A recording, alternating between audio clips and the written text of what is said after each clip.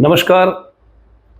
आज मैं आपको जानकारी देने के लिए उपलब्ध हुआ हूँ कि हमारी जो नर्सरी में थारसोबा खेजड़ी के बारे में कई टेलीफोन आते हैं कि थारसोबा खेजड़ी हमें चाहिए, और हमने भी पूर्व में यही कहा था कि 15 अगस्त के बाद में हम थारसोबा खेजड़ी का वितरण शुरू कर देंगे।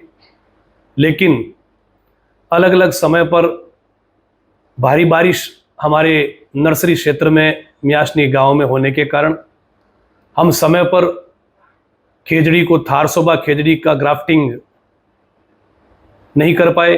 उसके लिए हमें खेद है। साथियों, आपको थोड़ा इंतज़ार करना पड़ेगा, क्योंकि अभी भी हमें कम से कम ये अगस्त के बाद में सितंबर महीना, क्योंकि थारसोबा खेजड़ी को ग्राफ्टिंग करने के बाद, थारसोबा खेजड़ी परिवर्तन करने के बाद में उसको कम से कम 20 दिन तक सेम बेड पर जगह चेंज करके रखा जाना आवश्यक होता है। ये टेक्निकली है, इसलिए थोड़ा और समय हमें लगेगा।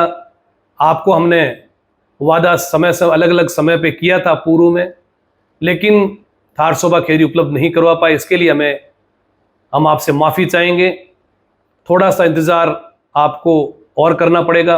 और एक नई बात मैं आपको बताना चाहूँगा, कई लोगों का टेलीफोन जब वार्ता होती है बताता है कि थारसोबा खेजड़ी अब नहीं देंगे तो हम लगाएंगे कब, मानसूनी ख़त्म हो जाएगा। तो साथियों, एक बात मैं आपसे स्पष्ट कर देना चाहता हूँ कि थारसोबा खेजड़ी कोई आवश्यकता नहीं है कि मानसून में ही लगाएं।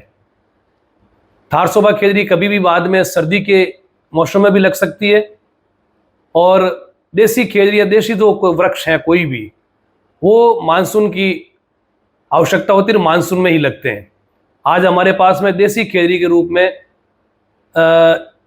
जो उपलब्ध है वो 3-3.5 फीट तक की हो चुकी है, और वो ग्राफ्टिंग के ऊपर भी, मतलब ग्राफ्टिंग की तैयारी भी हो चुकी थी, लेकिन बारिश के कारण हम नहीं कर पाए।